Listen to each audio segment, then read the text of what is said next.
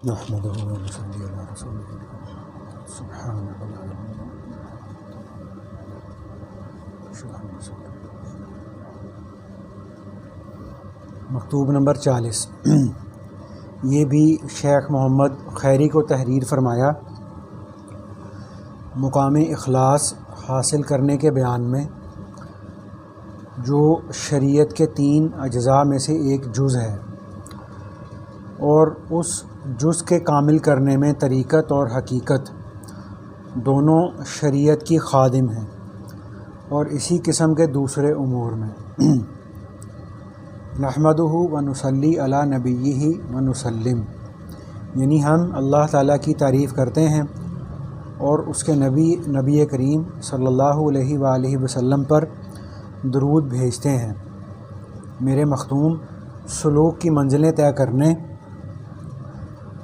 اور جذبہ کے مقامات کو قطع کرنے کے بعد معلوم ہوا کہ اس سیر اور سلوک سے مقصود مقام اخلاص کا حاصل کرنا ہے، جو آفاقی یعنی بیرونی اور انفسی یعنی اندرونی معبودوں کی فنا سے وابستہ ہے، اور یہ اخلاص شریعت کے اجزاء میں سے ایک جز ہے،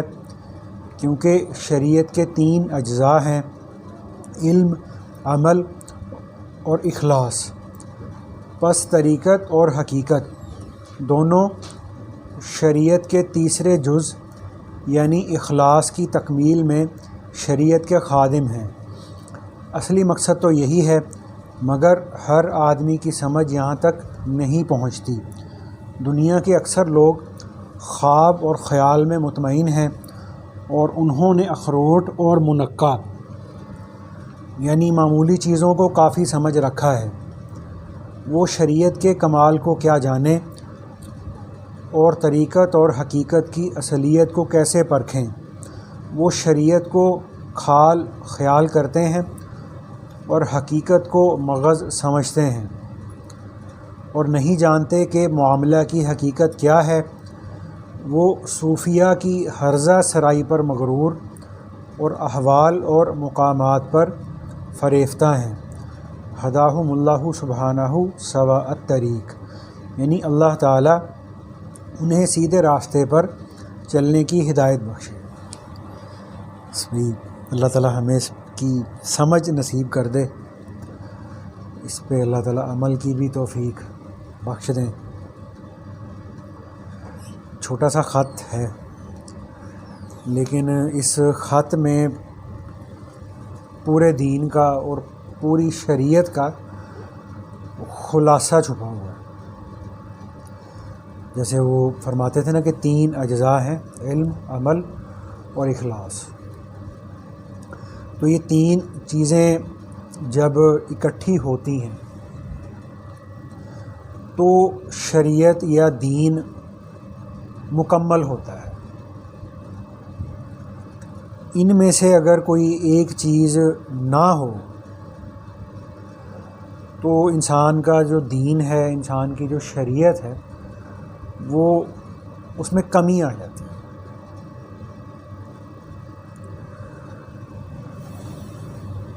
جیسے جو سورۃ فاتحہ ہے، سورہ فاتحہ کو پورے قرآن پاک کا خلاصہ کہا جاتا ہے۔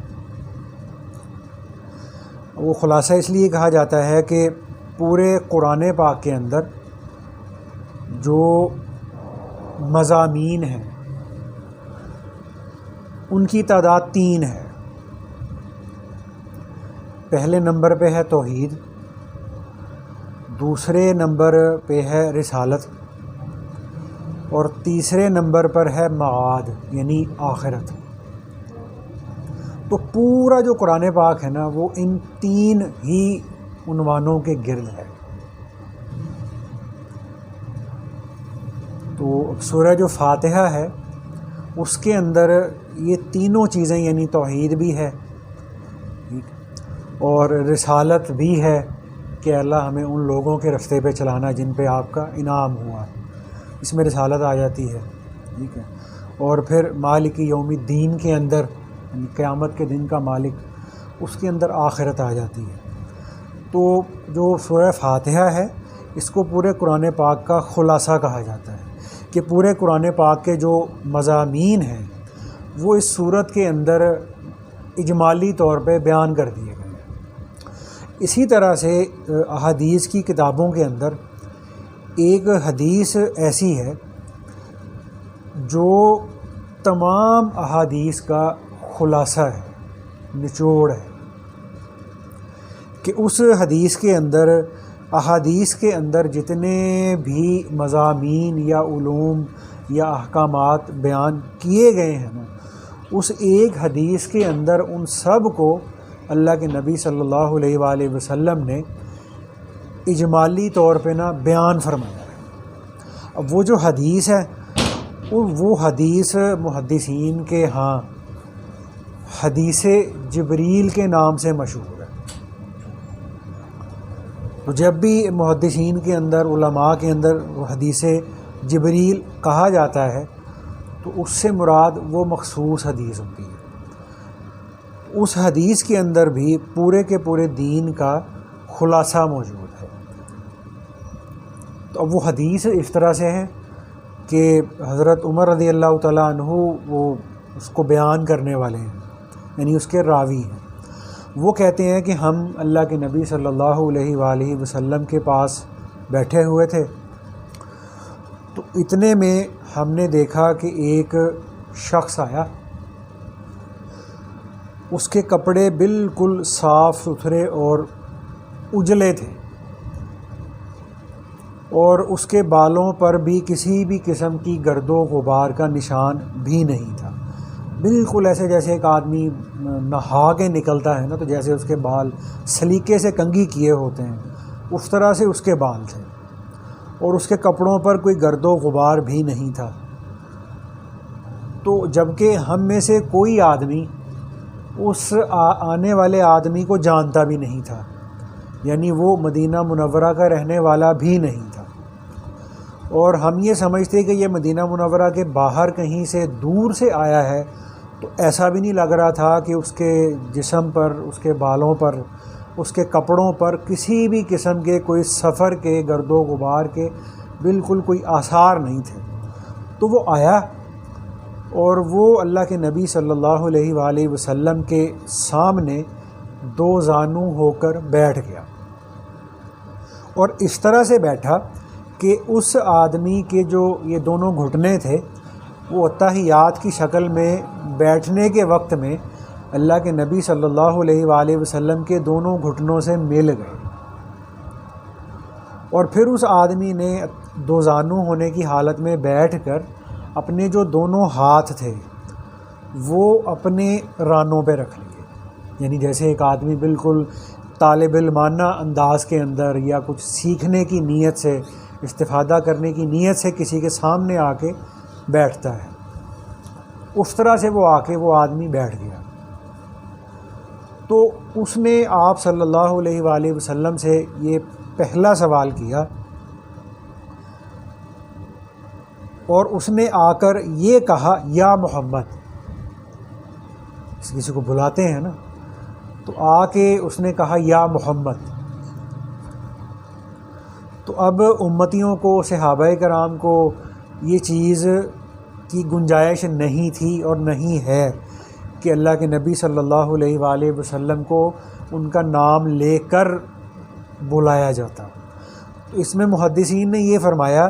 کہ یہ جو یا محمد صلی اللہ علیہ وسلم کہا ہے تو یہ کہنے والا بھی معصوم ہے، یعنی جبرائیل علیہ السلام، اور جن کو کہا گیا یعنی اللہ کے نبی صلی اللہ علیہ وآلہ وسلم وہ بھی معصوم ہے۔ تو ایک معصوم دوسرے معصوم کو ایسے کہہ سکتا ہے، امتیوں کو یہ کہنے کی اجازت یا گنجائش نہیں ہے۔ اور پھر علماء نے نا اس بات سے یہ فرمایا ہے کہ اسی طرح سے جو ازواج مطہرات ہیں ان کو بھی اس طرح سے اللہ کے نبی صلی اللہ علیہ وآلہ وسلم کو مخاطب کرنے کی اجازت ہے، کیونکہ ہماری اللہ کے نبی صلی اللہ علیہ وآلہ وسلم کے ساتھ صرف ایک حیثیت ہے اور وہ ہے امتی ہونے کی،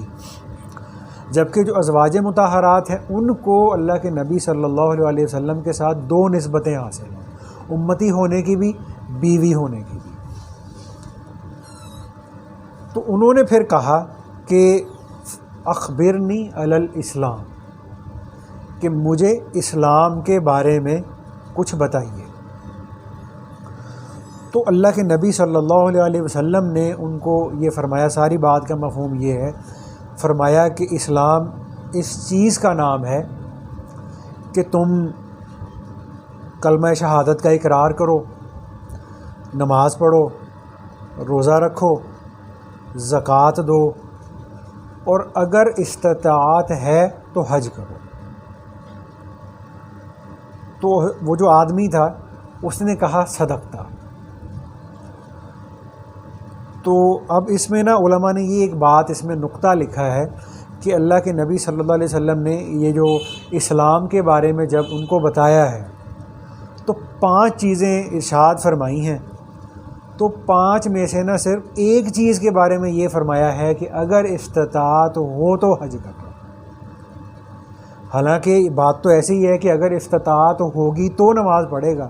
استطاعت ہوگی تو روزہ رکھے گا، استطاعت ہوگی تو زکوٰۃ دے گا، اور استطاعت ہوگی تو حج کرے گا۔ لیکن اللہ کے نبی صلی اللہ علیہ وسلم نے صرف حج کے ساتھ یہ لفظ ارشاد فرمایا، اگر استطاعت ہو تو حج کرو۔ تو اس میں محدثین نے اس کی وجہ میں یہ بات فرمائی ہے کہ جو ہے نا نماز ہے، روزہ ہے، زکوٰۃ ہے، پھر کلمہ شہادت ہے، اس کا جو ان چیزوں کا جو تعلق ہے نا وہ انسان کی اپنی ذات کے ساتھ ہے۔ لیکن جب حج پہ جانے کی باری آتی ہے تو اگر تو انسان کی ابھی شادی نہیں ہوئی تو اس کو یہ دیکھنا پڑے گا کہ میرے والدین کا خیال رکھنے والا، ان کی ضرورتوں کو پورا کرنے والا بھی کوئی ہے یا نہیں ہے۔ اور اگر وہ شادی شدہ ہے تو اس کو یہ بات دیکھنی پڑے گی کہ میں اگر اپنے بیوی بچوں کو چھوڑ کر حج پر جاتا ہوں تو کیا ان کے پاس جو ہے وہ میرے بعد میں رہنے کے لیے، گزر اوقات کرنے کے لیے اتنے اخراجات رقم موجود ہے، پھر اس کو جانے کا ہوگا۔ تو اس لیے یہاں پہ یہ فرمایا کہ اگر استطاعت ہو تو حج کے لیے جا۔ ٹھیک ہے بھائی۔ تو اس نے پھر اگلا سوال کیا، اس نے کہا جی فاخبرنی علی الایمان، کہ یعنی مجھے ایمان کے بارے میں بتائیے۔ تو اللہ کے نبی صلی اللہ علیہ وسلم نے ان کو یہ فرمایا کہ ایمان یہ ہے ان تؤمن باللہ، کہ تم اللہ پر ایمان لاؤ، اللہ کے فرشتوں پر ایمان لاؤ، اور اس کے رسولوں پر ایمان لاؤ،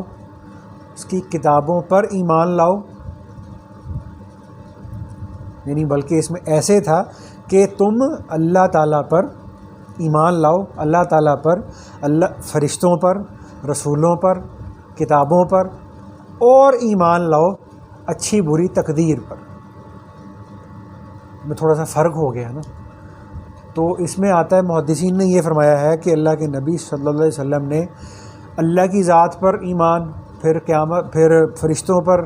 اور کتابوں پر، رسولوں پر، ان سب چیزوں کے لیے ایک ہی دفعہ ایمان کا لفظ استعمال کیا، اور جب اچھی اور بری تقدیر پر ایمان لاؤ کا حکم دیا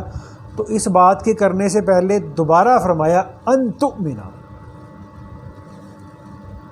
یہ اچھی بری تقدیر پر ایمان لانا یہ ایسی چیز تھی، اور اس کی علماء نے یہ وجہ لکھی ہے کہ یہ اس وجہ سے ہے کہ اللہ کی ذات پر ایمان لانا آسان ہے۔ اللہ تعالیٰ کی انسان قدرت کو دیکھتا ہے، مظاہر کو دیکھتا ہے، مخلوق کو دیکھتا ہے، ایمان لانا آسان ہے۔ پھر فرشتوں پر ایمان لانا بھی آسان ہے، رسولوں پر، کتابوں پر۔ لیکن جب بات آ جاتی ہے نا اچھی اور بری تقدیر پر ایمان لانے کی،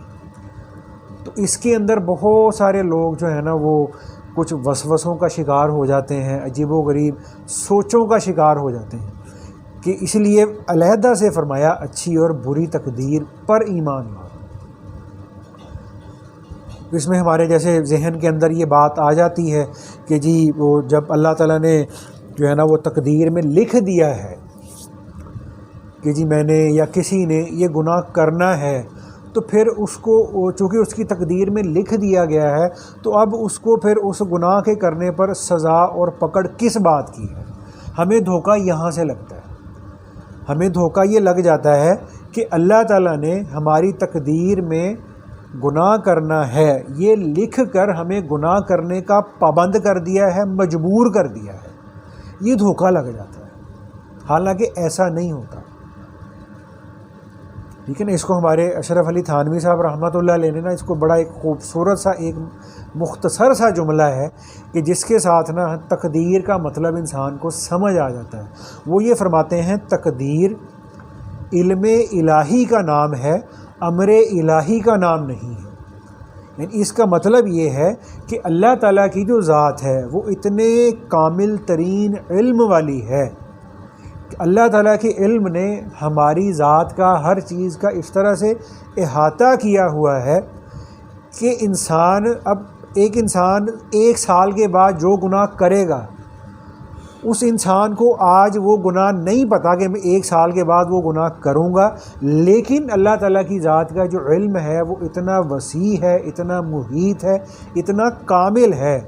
کہ بندے کے گناہ کرنے سے پہلے ہی اللہ یہ جانتے ہیں کہ یہ فلاں موقع پر فلاں نیکی کرے گا یا فلاں موقع پر یہ فلاں گناہ کرے گا۔ تو یہ تقدیر پر ایمان لانے کا مطلب یہ نہیں ہے کہ اللہ نے نعوذ باللہ ہمارے جو ہے نا وہ اس کو سر پہ مسلط کر دیا کہ یہ گناہ کرے گا، ایسا نہیں ہے، بلکہ انسان جو بھی اچھا یا برا کام کرے گا انسان کے اس کام کو کرنے سے پہلے ہی اللہ یہ جانتے ہیں۔ تقدیر پہ ایمان لانے کا نا یہ مطلب ہے۔ جیسے اس کو ہمارے علماء نے یہ فرمایا نا کہ ایک آدمی تھا، وہ کسی کینوؤں کے باغ میں گھس جاتا تھا اور رات کو کافی سارے کینو توڑ کے کھا بھی لیتا، کافی سارے اتار کے گھر بھی لے جاتا۔ تو ایک دن وہ جو چوکی دار تھا اس نے اس کو پکڑ لیا، پکڑ کے اس کو اس کے مالک کے سامنے، جو کھیت کا مالک تھا، باغ کا مالک تھا، اس کے سامنے لے گیا اور کہا کہ جی یہ اس کو میں نے پکڑ لیا ہے تو یہ نا ہمارے کھیت میں سے، باغ میں سے نا مالٹے چوری کرتا ہے۔ تو وہ چور کہنے لگا کہ جی مجھے کس چیز پہ مارتے ہو اور میری کس چیز پہ تم مجھے سزا دیتے ہو کہ اللہ تعالیٰ نے تو میرے مقدر میں تو لکھ ہی دیا تھا کہ میں نے چوری کرنی ہے، تو چونکہ میرے مقدر میں لکھا ہوا تھا تو اس لیے مجھے سزا دینا غلط ہے۔ تو وہ جو باغ کا مالک تھا اس نے کہا کہ جس درخت سے اس کو پکڑا تھا نا مالٹے توڑتے ہوئے، اس کے ساتھ باندھ کے اس کو مارو۔ اور پھر جب اس کو مارنا شروع کیا تو اس باغ کا جو مالک تھا وہ یہ کہہ رہا تھا کہ بھائی جس مالک نے، جس اللہ کی ذات نے تمہارے تقدیر میں لکھ دیا تھا نا اس درخت سے مالٹے اتار کے کھانا، اب اسی اللہ نے تمہاری تقدیر میں لکھا ہوا ہے ہم سے مار کھانا، تو اب کھاؤ مار۔ ٹھیک ہے نا، تو اچھی اور بری پر تقدیر پر ایمان لانا۔ جیسے ایک آدمی تھا، وہ اس کو بے گناہ کسی نے قتل کر دیا، بے گناہ قتل کر دیا، قاتل پکڑا گیا، اس کے خلاف مقدمہ ہوا، عدالت چلی بیٹھی، اس کو پھانسی کی سزا ہو گئی۔ تو اب عدالت کا فیصلہ بالکل ٹھیک ہے، حق اور عدل و انصاف پر مبنی ہے، لیکن عدالت کا فیصلہ ٹھیک ہونے کے باوجود کوئی بھی آدمی وہ جس کو پھانسی کی سزا ہوئی ہے نا اس کے باپ کو یا اس کے گھر والوں کو مبارکباد دینے نہیں جاتا، افسوس کرنے جاتا ہے۔ حالانکہ عدالت کا فیصلہ اپنی جگہ بالکل ٹھیک ہے،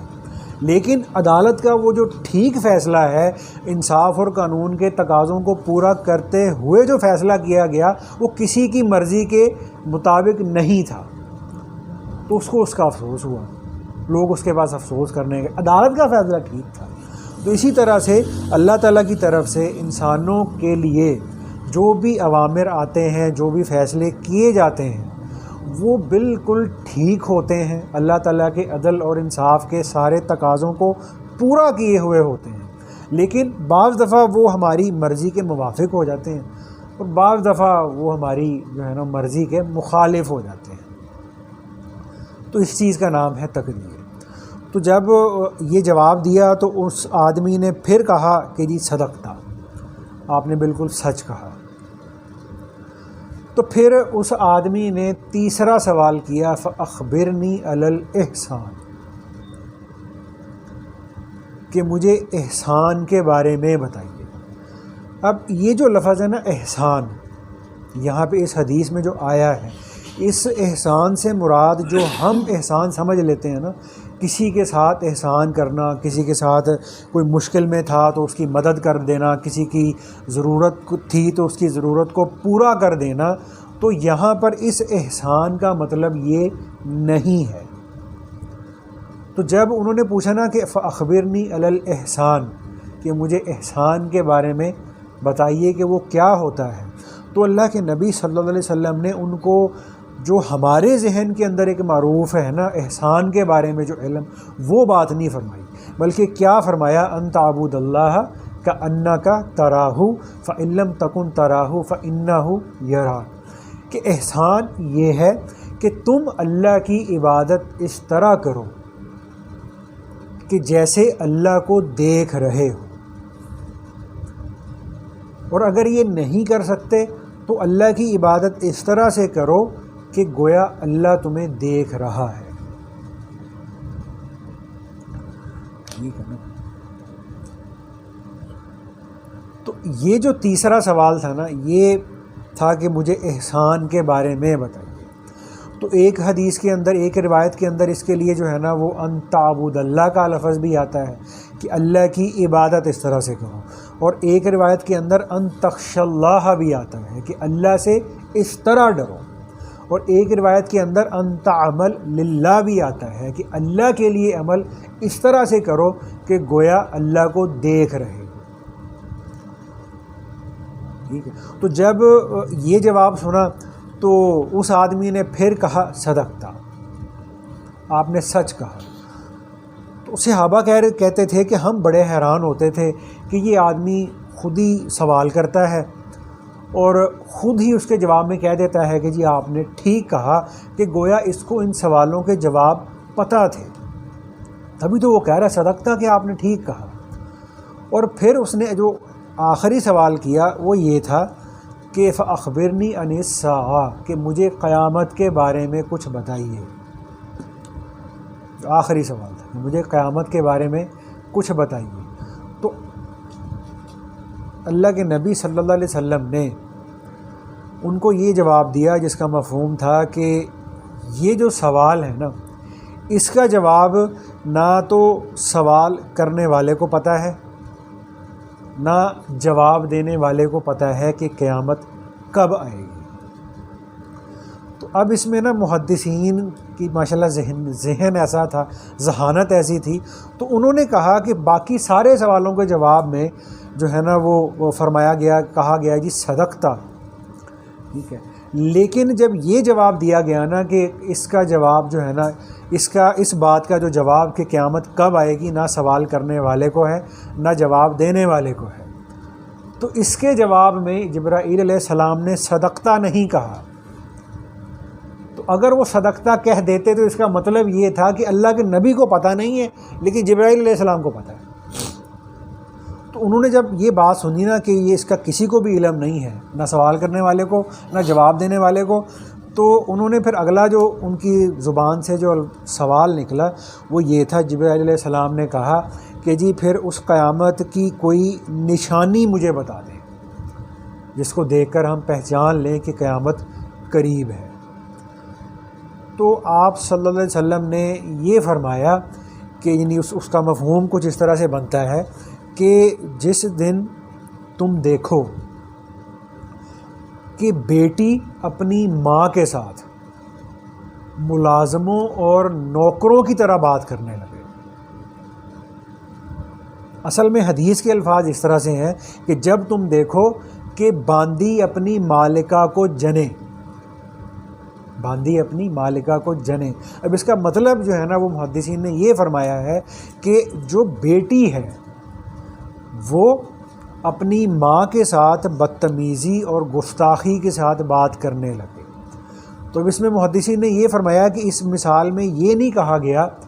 کہ جیسے اگر تم دیکھو کہ غلام اپنے آقا کے ساتھ بات کرنے لگے، بلکہ یہ کہا گیا کہ جب تم یہ دیکھو کہ بیٹی اپنی ماں کے ساتھ بدتمیزی اور گستاخی والے الفاظ استعمال کرنے لگے تو سمجھ لینا کہ قیامت آنے والی ہے۔ تو اس کی محدثین نے یہ وجہ لکھی ہے کہ جو ہوتی ہے نا بیٹی، اس کی فطرت میں اللہ تعالیٰ نے نا چھوٹا بن کے رہنا اور مغلوب ہو کے رہنا اور متاثر ہو کے رہنا اللہ نے نا اس کی فطرت میں لکھا ہوا ہے کہ جو بیٹی ہے نا اس کے اندر عاجزی ہوتی ہے، اس کے اندر چھوٹائی ہوتی ہے، اس کے اندر مان کے چلنے کا جذبہ ہوتا ہے، اس کے اندر اطاعت کا جذبہ ہوتا ہے ماں، بیٹی کے اندر ماں کے لیے۔ تو لیکن جب وہی بیٹی ماں کے ساتھ جو ہے نا وہ اس طرح سے بات کرنے لگے جس طرح سے نوکروں کے ساتھ کی جاتی ہے، تو سمجھ لینا کہ قیامت آنے والی ہے۔ اور دوسرا اس کا فرمایا، ایک تو یہ نشانی بتا دی، اور دوسری نشانی جو تھی وہ یہ بتائی کہ جب تم یہ دیکھنا وہ لوگ جن کے پاؤں میں جوتا نہیں ہے اور جسم پہ کپڑا نہیں ہے، پیٹ میں کھانے کو روٹی نہیں ہے، تو جب ایسے لوگ بڑی بڑی عمارتیں بنانے لگ جائیں تو سمجھ لینا کہ قیامت قریب ہے۔ اب اس کا مصداق جو ہے نا وہ علماء نے یہ فرمایا ہے کہ جیسے آج کل کے دور میں نا یہ پیشہ ور گداگر بہت ہو گئے ہیں، مانگنے والے بہت ہو گئے ہیں، تو جب وہ مانگنے کے لیے نکلتے ہیں تو ان کے پاؤں میں جوتا بھی ٹوٹا ہوا ہوتا ہے اور کپڑے بھی ان کے پھٹے پرانے ہوتے ہیں، اور ان کا جو ظاہری حال حلیہ بھی ایسا ہوتا ہے کہ جیسا اس کا پیٹ خالی ہے، بھرا ہوا نہیں ہے۔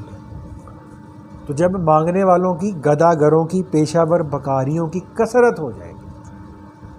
تو بظاہر ان کے پاس تو کچھ بھی نہیں ہے، جوتا بھی ٹوٹا ہوا، کپڑے بھی پھٹے پرانے، پیٹ کے اندر روٹی بھی نہیں ہے، تو لیکن ایسے جو پیشہ ور بھکاری ہوتے ہیں وہ اچھا خاصا کاروبار کرنے والوں سے زیادہ کی کمائی کر لیتے ہیں روزانہ کی بنیاد پر۔ تو فرمایا کہ جب یہ چیز دیکھو تو سمجھ لینا کہ قیامت آنے والی ہے۔ تو حضرت عمر رضی اللہ تعالیٰ عنہ کہتے ہیں کہ وہ اتنے سوال جواب ہوئے اور اس کے بعد وہ چلے گیا، وہ جو آدمی تھا وہ چلا گیا۔ تو اب میں سوچ میں تھا کہ وہ پتہ نہیں وہ آدمی کون تھا، یہاں کا رہنے والا بھی نہیں تھا، چلا گیا، پھر دوبارہ واپس بھی نہیں آیا۔ تو ایک دن اللہ کے نبی صلی اللہ علیہ وسلم نے خود ہی یہ فرما دیا کہ وہ جبرائیل علیہ السلام تھے، تمہیں تمہارا دین سکھانے آئے تھے، یعلمکم دینکم، تمہیں تمہارا دین سکھانے آئے تھے۔ تو اس میں پھر محدثین نے یہ بات لکھی ہے کہ اس میں اللہ کے نبی صلی اللہ علیہ وسلم نے یہ بات فرمائی ہے کہ تمہیں تمہارا دین سکھانے آئے تھے، یہ بات نہیں فرمائی کہ ہمیں ہمارا دین سکھانے آئے تھے یا مجھے میرا دین سکھانے آئے تھے۔ تو کہتے اس کی وجہ یہ ہے کہ اگر تو جبرائیل علیہ السلام یہ کہتے کہ جی، یہ کہا جاتا ان کے بارے میں کہ جی یہ ہمیں ہمارا دین سکھانے آئے تھے، تو اس طرح سے کیا ہوتا، جبرائیل علیہ السلام استاد بن جاتے اور اللہ کے نبی صلی اللہ علیہ وسلم شاگرد بن جاتے، جبکہ جتنے بھی انبیاء کرام ہیں اور خاص طور پہ ہمارے نبی صلی اللہ علیہ وسلم ہیں، ان کے جو استاد ہیں، ان کو جو معلم ہیں، ان کو جو سکھانے والی ذات ہے وہ اللہ کی ذات ہے۔ اس لیے فرمایا کہ تمہیں تمہارا دین سکھانے آئے تھے، ٹھیک ہے نا۔ تو اس لیے آتا ہے نا کہ جب مکہ مکرمہ میں تھے تو اس وقت میں جو سورۃ کافرون نازل ہوئی تھی تو اس کے آخر میں جو آیت آتی ہے نا، لکم دینکم ولی دین، کہ تمہارے لیے تمہارا دین، میرے لیے میرا دین۔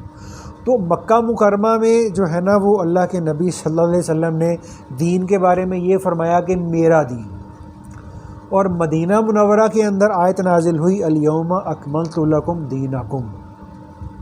واتممت علیکم نعمتی ورضیت لکم الاسلام دینا۔ جب مدینہ منورہ میں آیت نازل ہوئی ہے تمہارا دین،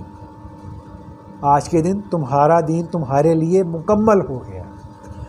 مکہ مکرمہ میں فرما رہے ہیں میرا دین۔ تو اس کا محدثین نے یہ بات فرمائی ہے کہ اس بات سے اللہ کے نبی صلی اللہ علیہ وسلم ہمیں یہ سمجھانا چاہتے ہیں کہ اگر تمہیں صحیح کامل اور مکمل دین چاہیے تو تمہیں صحابہ کرام کی پیروی کرنی پڑے گی، کہ اگر تم چاہتے ہو نا تمہیں کامل ترین دین محمد ملے تو اس کے لیے تمہیں دین صحابہ کو اختیار کرنا پڑے گا، پھر تمہیں کامل دین حاصل ہوگا۔ ٹھیک ہے نا بھائی؟ تو اسی کو جو ہمارے مجدد صاحب رحمۃ اللہ علیہ نے یہ بات فرمائی تھی نا کہ شریعت کے 3 اجزاء ہیں، علم، عمل اور اخلاص، ٹھیک ہے نا بھائی؟ تو اس کو ایک اور لفظوں کے اندر ہم یہ بھی کہہ لیتے ہیں ایمانیات، یعنی وہ چیزیں یعنی جن کا تعلق انسان کے دل کے ساتھ ہے، انسان کے اندر کے ساتھ ہے، باطن کے ساتھ ہے، ٹھیک ہے، ان کو کہا جاتا ہے ایمانیات۔ اور پھر دوسرا نمبر آتا ہے اسلامیات،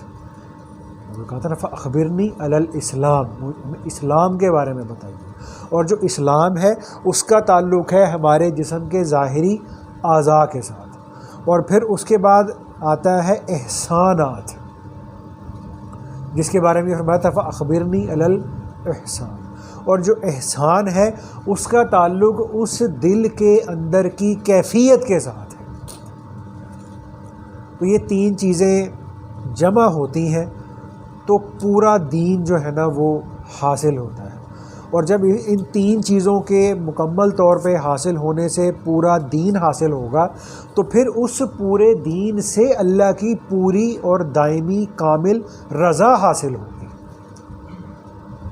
کہتے ہیں نا اگر ان میں سے کوئی چیز، جیسے ایک اور جگہ پہ مجدد صاحب رحمۃ اللہ علیہ نے یہ بات انہی 3 چیزوں کے بارے میں نا یہ بات فرمائی ہے کہ اگر ان 3 میں سے کسی ایک چیز میں کمی ہے تو اس کمی کے ہونے کی وجہ سے انسان کا دین کامل اور مکمل نہیں ہوگا۔ جب دین کامل اور مکمل نہیں ہوگا تو شریعت کامل نہیں ہوگی، جب شریعت کامل نہیں ہوگی تو اللہ کی رضا بھی حاصل نہیں ہوگی۔ ٹھیک ہے نا بھائی؟ تو اس لیے اس کو نا ایک اور طریقے سے یہ بھی کہہ لیا جاتا ہے کہ عقائد کا علم،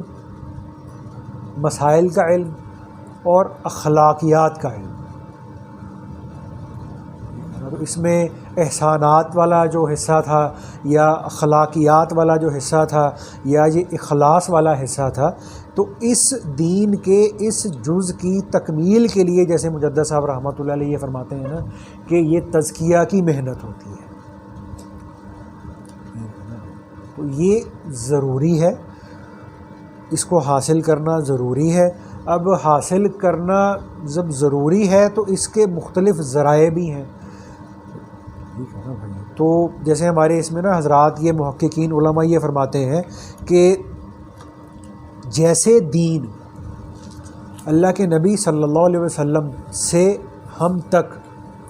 4 فقہی مذاہب سے ہوتا ہوا پہنچا ہے، اسی طرح سے دین اور شریعت اور اسلام کا باطنی حصہ اللہ کے نبی صلی اللہ علیہ وسلم سے ہم تک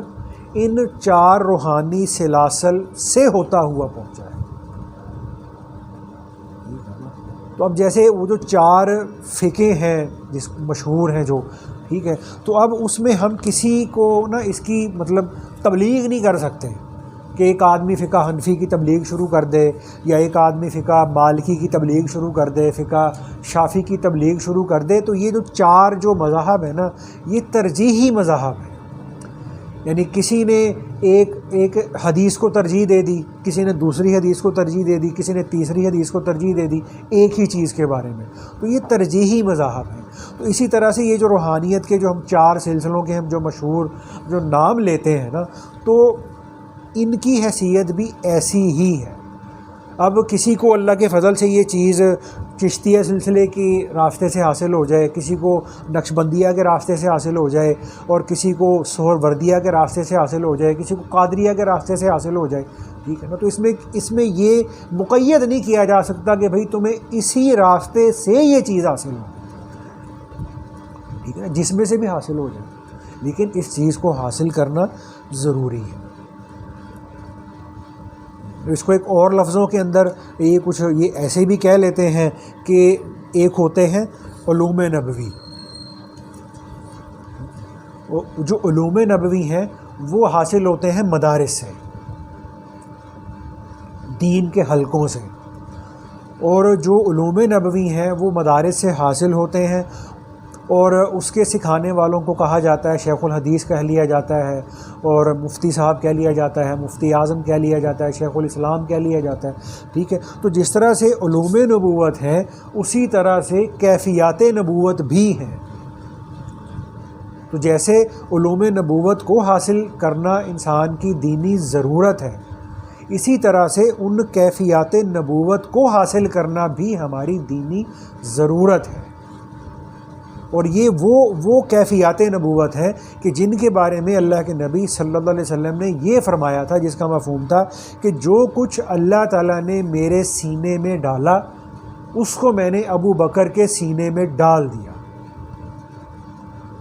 تو علوم جو ہیں، علوم نبوت ہیں، یہ استادوں کے ذریعے، مدارس کے ذریعے، کتابوں سے ہوتے ہوئے آج ہم تک پہنچے ہیں۔ اور جو کیفیات نبوت ہیں وہ ان 4 روحانی سلاسل کے جو بڑے مشائخ حضرات تھے ان کے سینوں اور قلوب سے ہوتی ہوئی ہم تک پہنچی۔